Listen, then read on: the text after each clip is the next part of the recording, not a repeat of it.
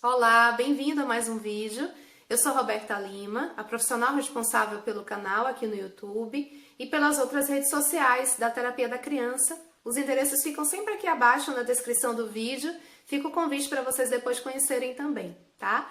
Hoje eu estou voltando para a gente falar sobre a questão dos limites, o papel dos limites na educação dos pequenos. É um tema super vasto, super amplo, que com certeza não vai caber num único vídeo, portanto esse assunto não vai se encerrar aqui, mas a gente consegue então dar um pontapé inicial e eu entendo assim que o ponto de partida para a gente falar sobre esse assunto é a gente deixar bem definido e trabalhar bem nessa questão do conceito, da concepção que a gente tem em relação ao limite. Qual o objetivo, qual é o propósito, por que ele precisa acontecer.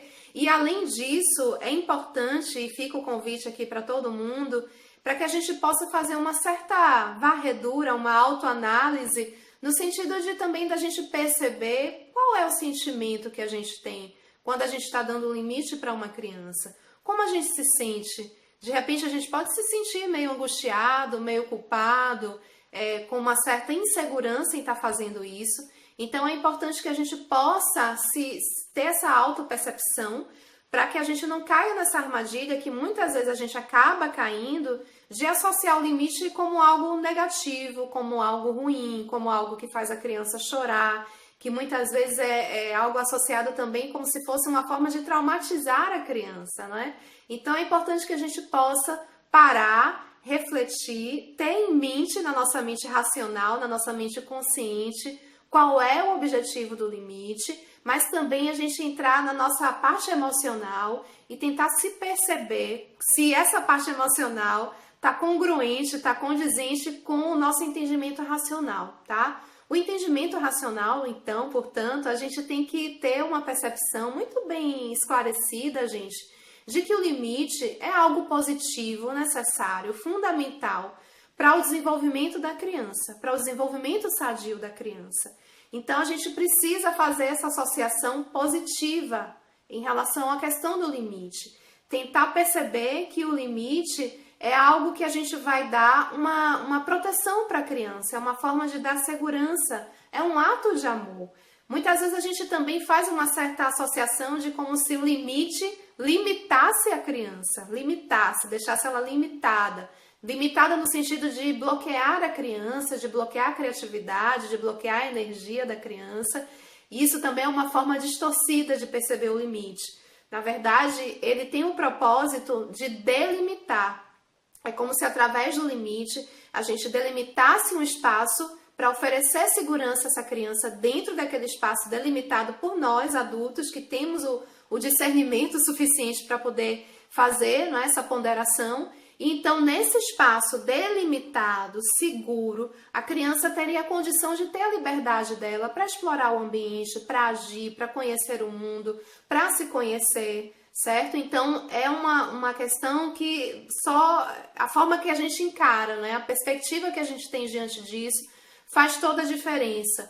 Porque quando a gente começa a perceber que o limite tem esse propósito, que ele é necessário para a criança se desenvolver em diversas esferas, porque vai permitir que a criança entenda a questão das regras, que entenda a questão das relações sociais, de perceber o outro, de esperar a vez do outro, uma série de questões, não é? De saber ouvir um não e aceitar esse não, quando esse não precisa ser dito.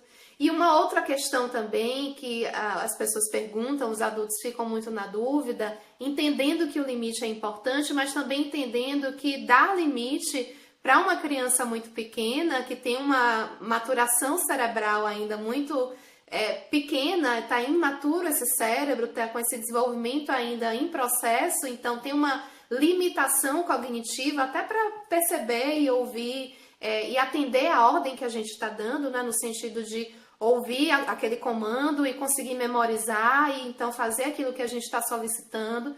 Realmente isso não é uma tarefa nada fácil, mas a gente tem que entender que os limites a gente já vai dando desde muito cedo, desde o bebezinho. Então, por exemplo, quando o bebê ele já começa a ter um desenvolvimento motor que permite que ele engatinhe, depois ele começa a ficar em pé, depois ele começa a andar. Isso tudo já é uma representação que a gente já consegue perceber que essa habilidade motora permite com que ele ganhasse o mundo mais, que ele se distanciasse mais desse colo do adulto, do pai, da mãe, do cuidador, e ele vai ganhando o mundo a partir dessa exploração dele. Então a gente já nesse momento, na verdade, sem perceber muitas vezes, mas a gente está dando limite para aquele bebê, para que ele possa fazer essa exploração, porque a gente tem que permitir que essa exploração do ambiente aconteça, porque é assim que ele vai aprender, que ele vai conhecer, mas a gente tem que oferecer isso dentro de uma segurança.